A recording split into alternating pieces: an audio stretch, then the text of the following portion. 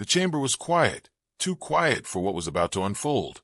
The United States Senate buzzed with a low tension, like the final seconds before a storm hits the coastline. The rotunda lights cast long shadows across polished marble, and behind the elevated podiums, aides shifted nervously. Today was not about bills or bureaucratic checklists. Today, history was being summoned from retirement. At the center of the room sat former President Bill Clinton, summoned by special request to testify before the Senate Committee on Economic Justice and Tax Reform. Officially, he was here as an advisor emeritus. Unofficially, every soul in the room knew this wasn't about policy. It was about legacy, about power, about whose vision of America would survive the coming decade. Clinton leaned back in his chair, fingers steepled, eyes half-lidded but alert. His face was older now, lined by years and scandal, diplomacy and grit. Yet the unmistakable Southern charm still flickered beneath the statesman's facade. At the other end of the chamber stood Senator Claire Hensley, 44 years old, Harvard Law, firebrand of the progressive left, and author of the newly proposed Fair Share Tax Act. The bill proposed a sweeping tax on ultra-wealthy individuals and corporations, reallocating revenue to fund universal child care, tuition-free college, and a federal jobs guarantee. Hensley, tall and composed, looked straight at Clinton. "Mr. President," she began, voice steady, "you led the country during an era of growth, but also of deregulation. You enacted policies that favored corporate expansion over labor rights. My question is simple. If trickle-down economics worked, why are 60% of Americans still living paycheck to paycheck?" A quiet murmur rippled through the room. Clinton smiled, leaned forward, and pressed the mic button. His voice was low, southern, and deliberate. "Senator Hensley, I appreciate the passion, and I admire your dedication to lifting people up. But let me be clear. I didn't come here to defend a theory. I came to defend a reality, one I've seen in diners in Ohio, tech labs in Austin, and farms in Arkansas. And the reality is this: prosperity is complex, and slogans don't build jobs." He paused. A few senators leaned in. "You want to tax the top earners. I get it. But let's not pretend that seizing billions from entrepreneurs and redistributing it through federal programs is a guaranteed fix. That's not equity. That's bureaucracy with a halo."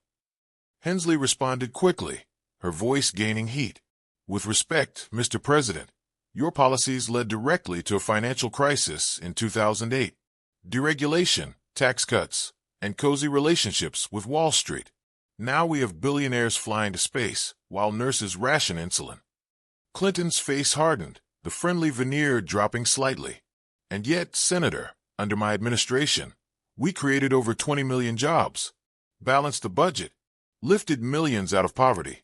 I didn't do that by punishing success. I did it by rewarding effort." Tension crackled. Senators on both sides whispered furiously. The chair banged the gavel for silence. Hensley struck again.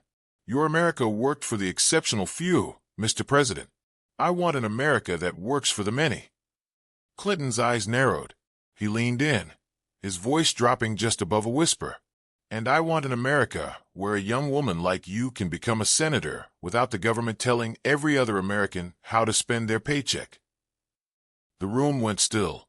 Flashbulbs from the press gallery began to flicker. A war of philosophies had just been declared, and it would burn far beyond the Senate walls. Cable news lit up within minutes. Clips of Clinton's exchange with Senator Claire Hensley blanketed the airwaves. CNBC ran it on loop under the cheering. "Clinton TO progressives. Slogans don't build jobs."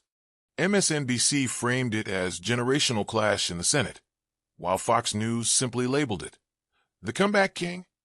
Online, the fallout was swift and vicious. Progressive activists blasted Clinton's comments as elitist, tone-deaf, even Reagan-lite in a blue tie. A clip of Hensley saying, "We have billionaires in orbit and teachers in overdraft," went viral, reshared by millions. But the former president had his defenders too. Small business groups, centrist Democrats, and older voters lauded his calm, rational tone. #Clinton knows trended for hours. Meanwhile, in the Capitol, the real battle had just begun. Senator Hensley had requested a second hearing, this time televised nationally, with Clinton brought back as a key witness. Her camp smelled blood. If they could paint him as the fossil of a failed system, it would cement her bill and her rising national profile. Clinton's aides were split. Some urged him to decline and retreat with dignity. But the man himself wasn't backing down. "She wants a debate? Let's give her one," he said, adjusting his cufflinks. "But this time I'm bringing data." Scene shift. Clinton at Georgetown University's economics department, surrounded by charts, graphs, and experts. He's prepping hard, an old-school politician arming himself for a digital-age showdown. He studies income mobility charts, GDP to debt ratios, and case studies from Denmark to Detroit. "I'm not here to defend the wealthy," he says to his aide. "I'm here to defend what works." Cut to Hensley's team across town. Young, fast-talking staffers, dry erase boards covered in bullet points. Wealth tax, 2% on net worth greater than $50 million. Corporate tax, 35% ceiling. Federal Jobs Program ROI. Her communications director warns, he's not coming to lose. He's coming to undermine the movement. Scene, second hearing begins. Cameras everywhere. Twitter floods with live reactions. Hensley opens strong. "This isn't just a bill. This is a declaration that we're done accepting trickle-down scraps." Clinton responds with a slide deck. Charts of job growth in the 90s, middle-class expansion, and tax revenue growth. His tone is calm, professorial, but sharpened with steel. "Senator, no one here is defending inequality. But if your solution is to burn the house down because the attic has termites, I'm going to argue for renovation, not demolition." She counters, passionate. "Mr. President, with respect, the house is on fire, and your blueprint got us here." The chamber stirs. Reporters tweet in real time. Donors on both sides lean in. Then Clinton lands a line that seizes the room. "America doesn't need a revolution. It needs a rebalancing, with wisdom, not warfare." The moment is electric. Some Democrats nod. Others stare forward, frozen. Cut to, press gallery explodes after. Pundits debate, is Clinton saving the center or blocking progress? Final shot. Hensley alone in her office, staring at the TV replay. Her jaw clenched, but her eyes burning, not with defeat, but with resolve. "All right," she says. "He wants a war of ideas. We'll give him one." The battle lines were no longer confined to the Senate floor. Within days of the second hearing, the Democratic Party found itself at war with itself. Moderates rallied behind Bill Clinton, praising his poise, his grasp of economic history, and his appeal to the working class. Progressive leaders threw their weight behind Senator Hensley, calling her the torchbearer of a new Democratic future. Cable networks split down predictable lines, but the real battle was unfolding online. TikTok and Instagram reels juxtaposed Clinton's calm, stats-driven speeches with dramatic edits of Hensley's fiery rebuttals. Gen Z adored her. Boomers and Gen X gravitated toward Clinton's tone of earned authority. Hashtags trended like battle flags. Hashtag rebuild with Claire versus hashtag Clinton is right. Then came the polls. A flash survey showed 48% of Americans siding with Clinton's approach to tax reform, balanced, cautious, growth first. But 44% supported Hensley's wealth tax and redistribution policies. The rest were undecided. Suddenly, this wasn't just a Senate policy fight. It was a potential ideological rematch for the soul of the party. In a third hearing, tempers flared. Hensley, frustrated by Clinton's ability to frame her proposals as radical, escalated her rhetoric. "You say this is about fixing a leak, but the entire system was built to drown people, and it's drowning them now." Clinton responded, unshaken. "Senator, change doesn't have to mean upheaval. Our founders built a system designed to evolve. What you're proposing is a revolution without a blueprint." The chair tried to interject, but the room was alive with tension. Clinton turned to face the entire chamber. "I know what it takes to govern. I know what compromise looks like. And I know the cost of purity tests. You win elections by building bridges, not burning them." After the session, leaks emerged. Clinton had met with Wall Street donors the night before. Progressive media jumped on it. He's protecting the 1%, they claimed. Clinton's response? A televised town hall in Cincinnati. I've talked to CEOs, sure. But I've also talked to school teachers, janitors, nurses. I believe in listening to everyone. That's not selling out. That's called leadership. Meanwhile, Hensley was in Detroit, flanked by union workers, promising that her tax plan would rebuild the middle class from the ground up. One party, two visions, no middle ground. And in the White House, the sitting president was watching closely, silent, calculating. Final scene. A private meeting at the DNC headquarters. Senior strategists debate in hushed voices. One of them says gravely, if this keeps going, it won't be about tax policy. It'll be a proxy war for 2028. The Capitol was quiet, but the political world was deafening. As the media frenzy swirled and hashtag split a nation, something deeper was brewing beneath the surface, something older than tax policy. A fault line not in ideology, but in history. It began with a leak.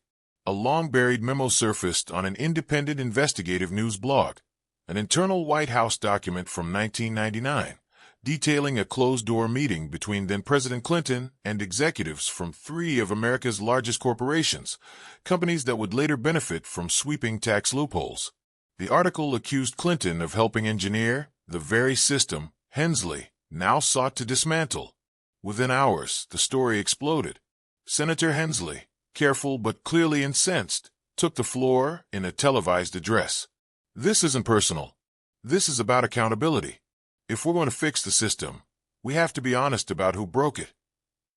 Clinton's camp responded with force. Aides released job creation figures, poverty reduction stats, and bipartisan legislative victories from his presidency. Clinton himself held a press briefing. No decision is made in a vacuum. We made calls based on the economic landscape of the time. Were they perfect? No, but they were necessary, and they worked. Still, the damage was done. For many younger voters, the memo confirmed their worst fears, that the former president was too entrenched in the system to ever challenge it. But then Clinton did something unexpected. He returned to Arkansas. A camera crew followed him as he visited his childhood home, a modest clapboard house in Hope. He stood outside the front porch, jacket slung over his shoulder, the wind tugging at his shirt. I didn't grow up with much. That's why I wanted everyone to have a chance, not a handout, but a shot. My policies weren't about protecting the elite. They were about keeping the ladder steady for the next climber. The video went viral. Viewers were split. Some saw it as a heartfelt return to roots. Others called it damage control. Meanwhile, behind closed doors, party leaders were in panic mode. Fundraising was fractured. Major donors were split between Clinton loyalists and Hensley's grassroots machine. The midterms loomed, and both camps were drawing lines. Back on the Senate floor, a new twist emerged.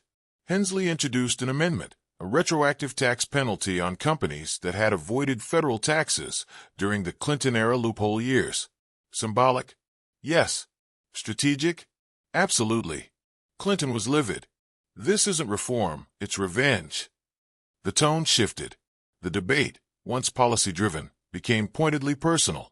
Hensley's speeches now referenced old guard politics, while Clinton warned against youthful idealism weaponized by indignation. And yet, beneath the political theater, both figures seemed affected. Clinton, alone in his D.C. office, stared at a photo of himself shaking hands with a young Barack Obama. He whispered, almost to himself, "We were supposed to pass the torch, not set the house on fire." Final scene.